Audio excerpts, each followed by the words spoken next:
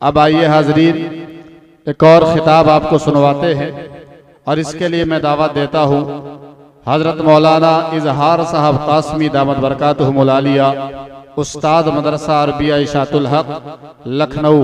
माशाअल्लाह हजरत, क्या आप खिताब को समाअत करें और अगर कुछ काम की बातें आप तक आ जाएं तो अमल करने का भी जज्बा रखें। नहमदुहु व नुसल्ली अला रसूलिहिल करीम, अम्मा बाद, अऊज़ु बिल्लाहि मिनश शैतानिर रजीम, बिस्मिल्लाहिर रहमानिर रहीम। कुल इन कुंतुम तुहिब्बूनल्लाह फत्तबिऊनी युहब्बुकुमुल्लाह व यग़फिर लकुम ज़ुनूबकुम वल्लाहु गफ़ूरुर रहीम।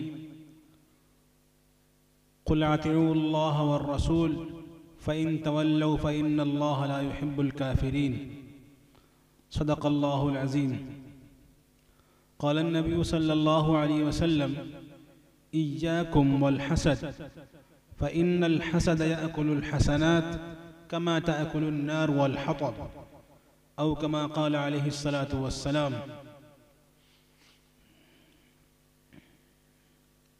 कि मोहम्मद से वफ़ा तूने तो हम तेरे हैं, कि मोहम्मद से वफ़ा तूने तो हम तेरे हैं, ये जहाँ चीज़ है क्या लौह कलम तेरे हैं। मुअज़्ज़ज़ सामाईन कराम, आज का ये जो आपका जलसा है इसका उन्वान है सीरतुन नबी व इस्लाह मुआशरा, और काबिल मुबारकबाद है इस जलसे को कराने वाले और जो इसके मुंतज़मीन हैं और यहाँ के इमाम साहब और तमाम बस्ती वाले काबिल मुबारकबाद हैं। लेकिन ये मुबारकबाद जब ही है जबकि आप जब ये जलसा आपने इसका इनेकाद किया है, इसको आपने इंतज़ाम किया है, तो इसको सुने भी।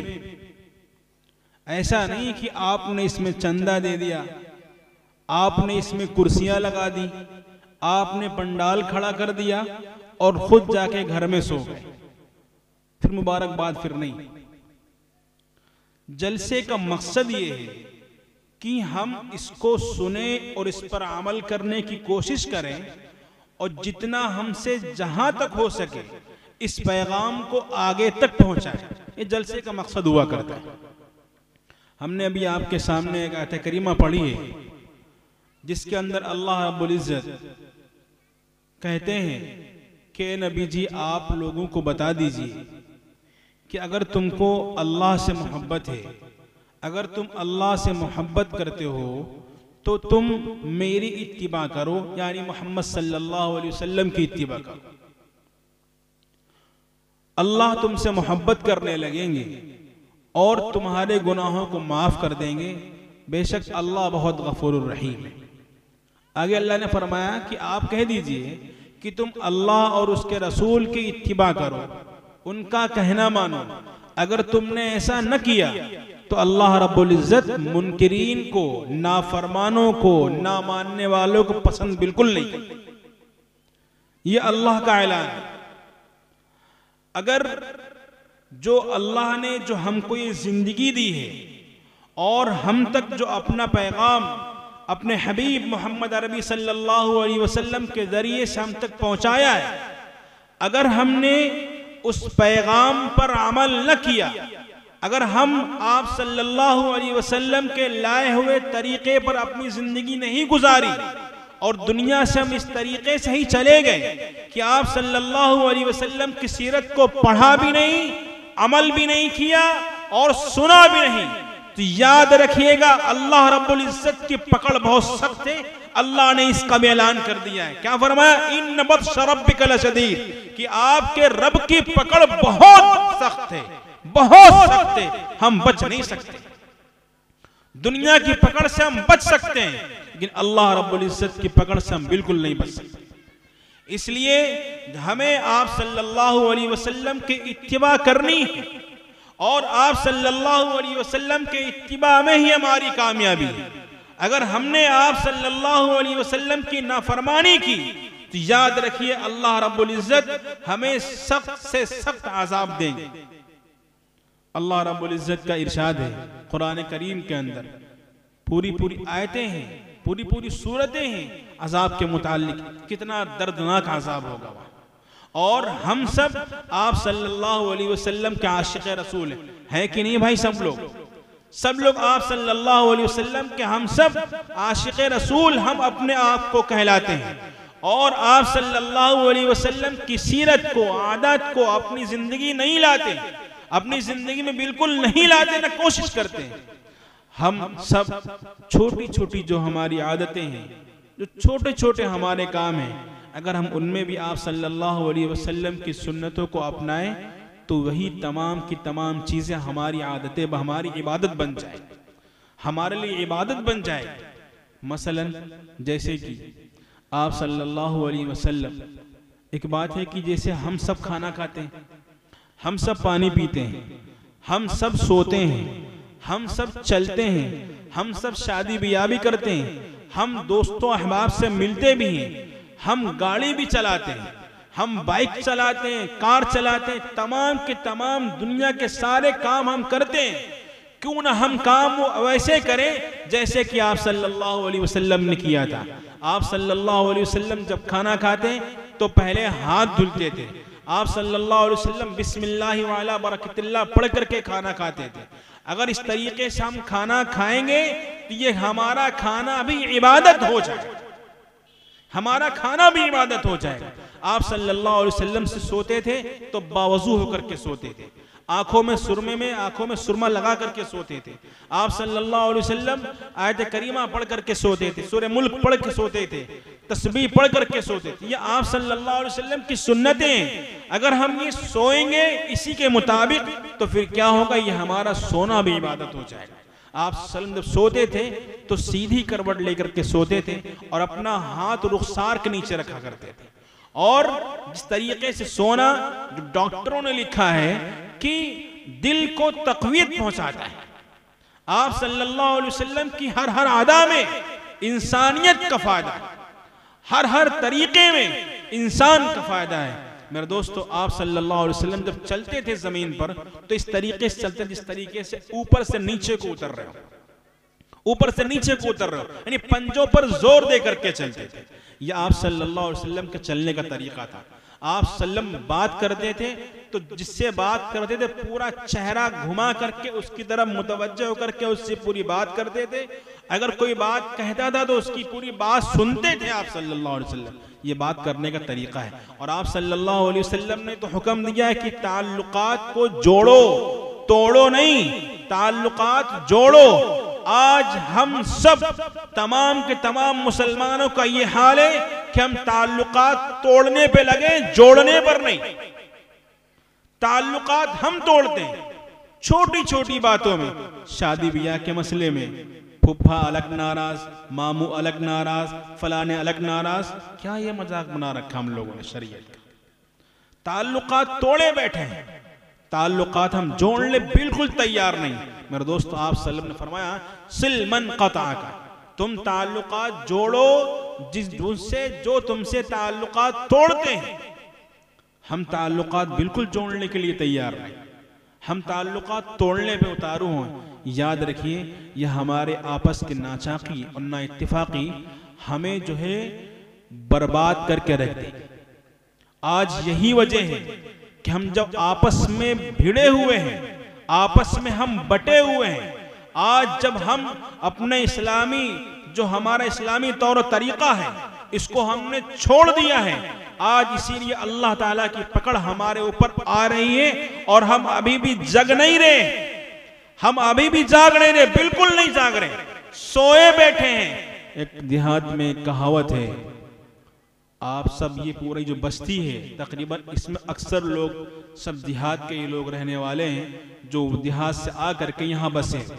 देहात में कहावत है, जब किसान अपना बैल लेकर के खेत में जाता है तो बैल बैठ जाता है, तो बैल को पहले एक लाठी मारता है तो वो बैल कहता है शायद कहीं दूर बजी है। जब दूसरी मारता है तो बैल सोचता है कि कहीं आसपास ही बजी है। जब तीसरी घुमा के दुहत्ता लगाता है तो वो उसको कहते हैं ये तो मेरे ऊपर बज रही है। आज मुसलमानों का, हम सबका हाल बिल्कुल उस बैल के मानिंद है। अब पड़ चुकी है, 2 लाठियां हो चुकी, तीसरी बजने वाली, जग नहीं रहे। हमारा नौजवान तो बिल्कुल चादर ओढ़ के तान के बढ़िया से सोए। हम तो मोबाइल में मस्त हैं। मस्त रहो भाई, मस्त रहो बस। हम अगर इसी तरीके से मस्त रहेंगे तो याद रखिए अल्लाह की पकड़ जब आएगी तो बचेंगे नहीं। जरूरी नहीं कि अल्लाह की पकड़ में, अल्लाह के अजाब में कि आसमान से आग की बारिश हो, सुनामी आए, जलजले आए, जमीन फट जाए, ये जरूरी नहीं है। बल्कि अल्लाह के अजाब में ये भी है हमारे कारोबार बंद कर दिए जाए, हमारे जिंदगियों से सुकून छीन लिया जाए। और जैसा कि अभी मौलाना इस्राफील साहब बयान कर रहे थे कि सारे के सारे हालात कानूनी दाव पेच से सब बयान कर दिए, सब हमारे ऊपर लगा, ये भी अल्लाह रब्बुल इज्जत का अज़ाब है। लेकिन हम तो भाई अपना खाया पिया सो गए, दुनिया में क्या हो रहा हमें कोई मतलब नहीं। नौजवानों, अपने आप को सुधार लो। अगर हम सुधर गए ना तो दुनिया सुधर जाए। अल्लामा इकबाल ने क्या खूब ही कहा था, नहीं तेरा नशेमन कसरे सुल्तानी के गुंबद पर, नहीं तेरा नशेमन कसरे सुल्तानी के गुंबद पर, तू शाही है बसेरा कर पहाड़ों की चट्टानों में। शाहीन जो परिंदा होता है वो नहीं रहता नीचे, वो फ्लोर पर नहीं रहता है, वो आसमान से बातें करता है। तो अल्लामा इकबाल रहमतुल्लाह अलैह ने नौजवानों को शाहीन कह के मुखातब किया कि तू शाही है बसेरा कर पहाड़ों की चट्टानों में। आज हम नौजवान कहां हैं? हम दुनिया में मस्त हैं, हम मोबाइलों में मस्त हैं। नौजवानों, इस मोबाइल के चक्कर में अपनी जिंदगी को बर्बाद मत करो। इस मोबाइल के चक्कर में अपनी जिंदगी को बर्बाद मत करो। याद रखो, एक बात बड़ी जिम्मेदारी से कहता हूं, मोबाइल से कभी दीन न सीखना, मोबाइल से कभी दीन नहीं सीखना, गुमराह हो जाओ। अगर आपको दीन सीखना है, अपने उलमा, अपने अइम्मा, अपने कुर्रा, अपने हुफ्फाज, अपने मुफ्तियान निजाम से दीन सीखना, तभी कामयाब हो। वरना मोबाइल गुमराही का एक आला है। ये मैं मना नहीं करता कि आप इसको इस्तेमाल ना करो, इसको इस्तेमाल करो, सही इस्तेमाल करो। नौजवानों, गैर इस मोबाइल का सही इस्तेमाल करके कहां से कहां है, और हम तो अपनी बस अय्याशी में मुब्तला है। हम तो उसमें वीडियो डाउनलोड कर रहे हैं, उसमें वीडियो देख रहे हैं, हम फिल्म देख रहे हैं, हम गाने देख करके हम उसी में मस्त। जिसने मोबाइल बनाया था, उसने बनाया था उसको काम के लिए। फिर जितने भी उसने सारे ऐप बनाए वो कुछ ना कुछ काम के लिए बनाए, लेकिन उसका जो इस्तेमाल बिल्कुल गलत हमने शुरू कर दिया, बिल्कुल हमने शुरू कर दिया। आज यही वजह है कि हमारे घर का बच्चा पबजी में मुब्तला है, फ्री फायर में लगा हुआ है। मस्जिद के दरवाजों पर, गली के नुक्कड़ों पर, गली के चौराहों पर छोटे छोटे बच्चे, 3 साल के, 5 साल, 8 साल, 9 साल, ये बच्चे क्या हैं? पबजी गेम में लगे हुए हैं। क्या हो रहा है? इनकी तालीम की फिक्र कौन करेगा? हम अम्मा अब्बा भी क्या करते हैं? अपने बच्चे को मोबाइल दे देते हैं, लो जाओ खेलो, जा करके सरदर्दी खत्म हो थोड़ी देर के लिए। फिर इसका खमियाजा आने वाले 20 साल के बाद हमें मिलेगा। अगर इन बच्चों को हमने सही तालीम नहीं दी, अगर इन बच्चों को हमने सीरत रसूलुल्लाह सल्लल्लाहु अलैहि वसल्लम से वाकिफ नहीं कराया, अगर इन बच्चों को हमने मकातिब में, मदारिस में भेज करके दीन की तालीम नहीं दिलाई, कल मैदान क़यामत में ये बच्चे हमारा गिरेबान पकड़ेंगे। यही नहीं कि बच्चे पर ही अम्मा अब्बा के हक हैं, बल्कि अम्मा अब्बा पर भी बच्चों के हुकूक हैं। सबसे पहला हक अब्बा पर बैठता है कि सबसे पहला कि बच्चों को दीनी तालीम दिलाए। अगर अपने बच्चे को हम दीनी तालीम नहीं दिलाते हैं, हम उसको इल्म दीन से बिल्कुल कोरा रखते हैं, याद रखिएगा, तो फिर हम किस मुंह से अपने हुकूक का मुतालबा करेंगे बच्चों से? किस मुंह से किस मुंह से हमारी माएँ बहनें कहेंगी कि बेटा हम तो तुम्हारी माँ हैं, हम तुम्हारी बहन हैं, तुम हमारे हक अदा क्यों नहीं करते? हम तुम्हारे अब्बा हैं, चचा हैं तुम्हारे, मामू हैं तुम्हारे, तुम मेरा हक अदा क्यों नहीं करते? किस मुंह से कहेंगे? क्योंकि जो तालीम हुकूक बताएगी वो दीनी तालीम है। उस दीनी तालीम से तो हमने अपने बच्चे को महरूम रखा है। तो दुनिया की कोई तालीम, किसी भी तालीम में, दुनिया की किसी भी तालीम में जाओ, माँ बाप के हुकूक नजर नहीं आएंगे। जब अपने बच्चे को हमने दीन ही नहीं सिखाया, अपने बच्चे को हम दीन सिखाएंगे नहीं, तो हमारे हक कैसे अदा करें, हमारे हुकूक कैसे अदा करेंगे? बिल्कुल नहीं अदा करेंगे, बिल्कुल भी अदा नहीं करेंगे। मालूम ही हुआ कि इसमें सबसे पहली गलती, जो बच्चे हमारा हक अदा नहीं कर रहे हैं, उसमें सबसे पहली गलती वालिदैन की ही है कि हमने उन बच्चों को दीनी तालीम नहीं दी। इसका एक वाकया सुनाता हूं। किताबों में एक वाकया लिखा है कि एक शख्स था, उसने अपने बच्चे को दुनिया की सारी तालीम दी, आला से आला उसको तालीम दिलाई, और उस बच्चे की नौकरी जो लगी वो बाहर कंट्री में लग गई, बाहर मुल्क चला गया वहां नौकरी करने के लिए। बेटा वहां नौकरी करता रहा।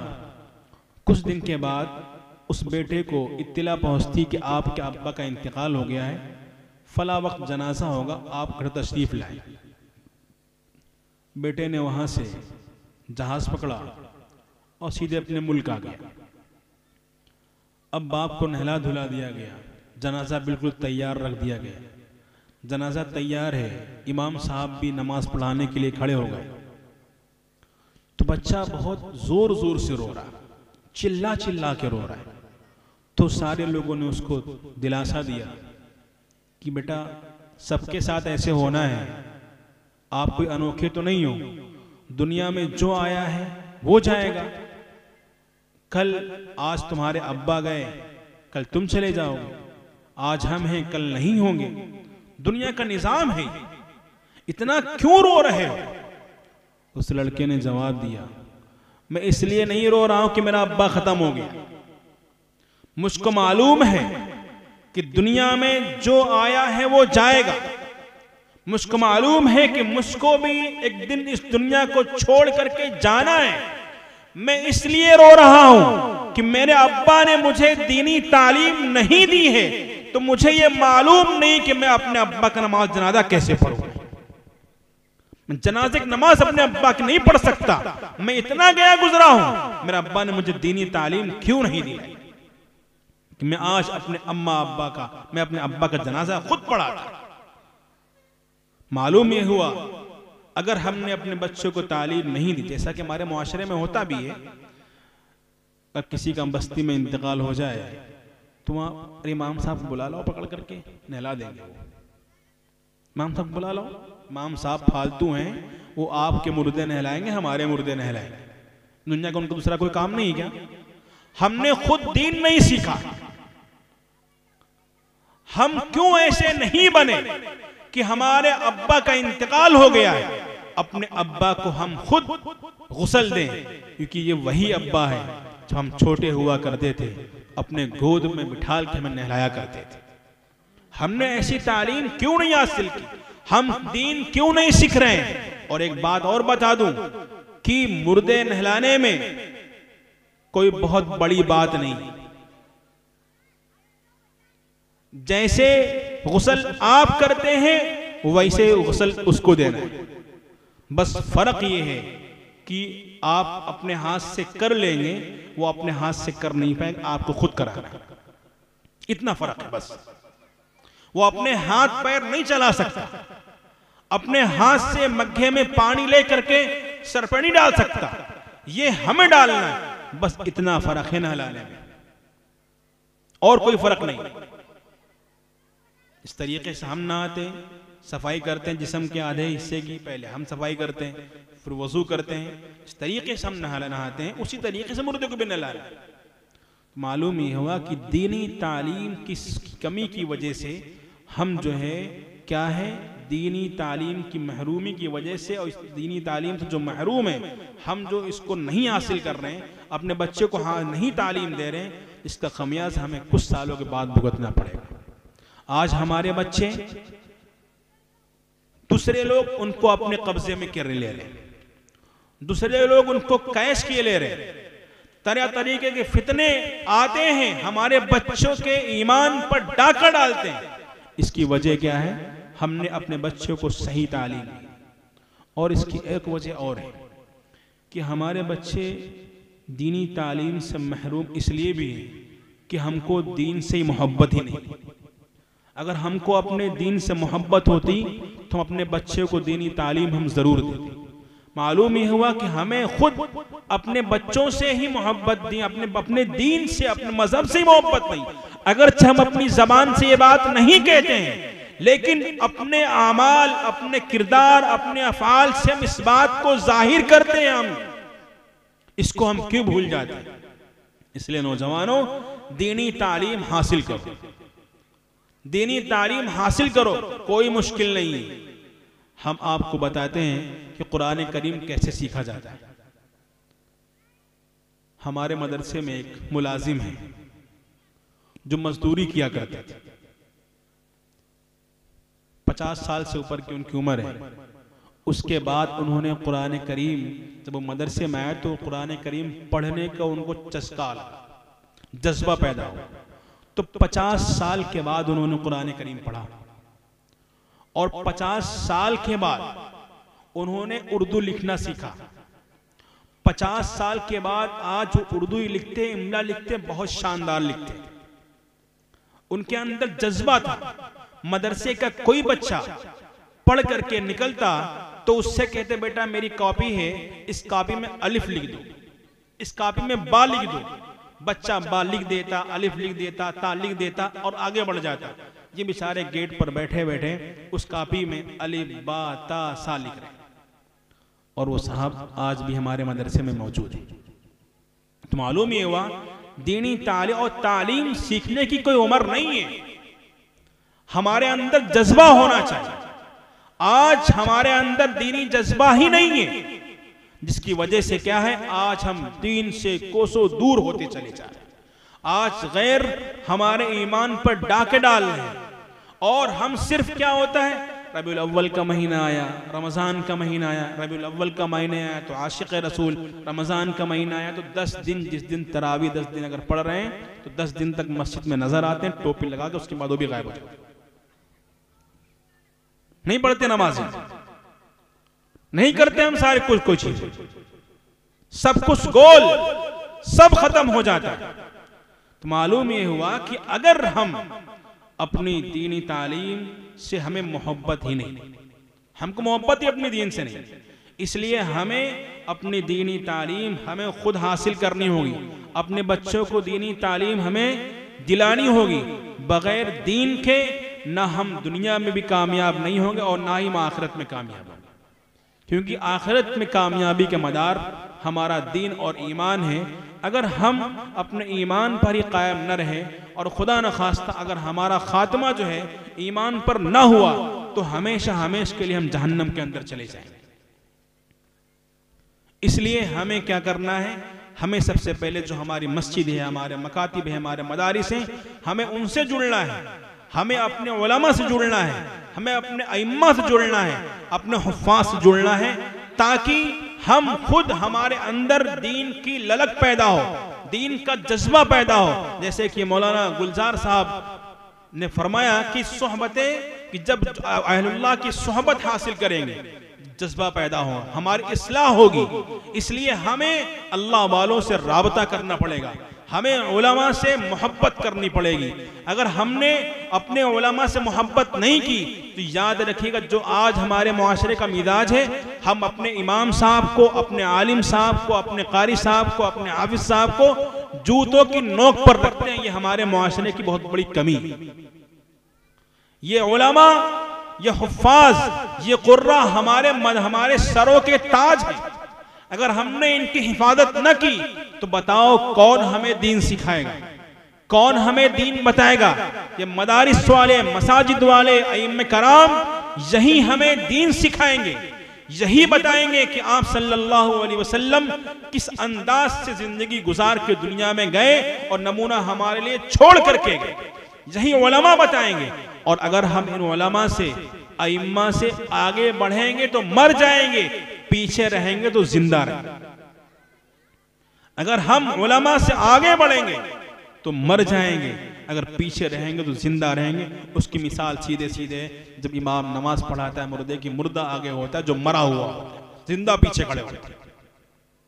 अगर हम इन उलमा से हमने बदगुमानी की, हसन बसरी रहमतुल्लाह अलैह, बड़े अकाबिर के अक़वाल हैं कि बाज़ लोगों ने लिखा है, कहा है कि जो आलिम से बदगुमानी रखता है, आलिम से बुग़्ज़ रखता है, आलिम की बुराई करता है, जाओ उसकी कब्र को खोल करके देखना, उसका चेहरा क़िबले की तरफ से फेर दिया जाता है।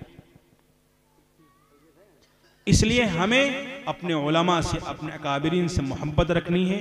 और हमें करना क्या है, सबसे पहले हमें कुरान की तालीम हासिल करनी है, आप सल्लल्लाहु अलैहि वसल्लम की सीरत का मुताला करना है और उस पर अमल करने की कोशिश करना है। अल्लाह ताला हम सबको अमल की तौफीक अता फरमाए। वमा अलैना इल्लल बलाग। माशा अल्लाह।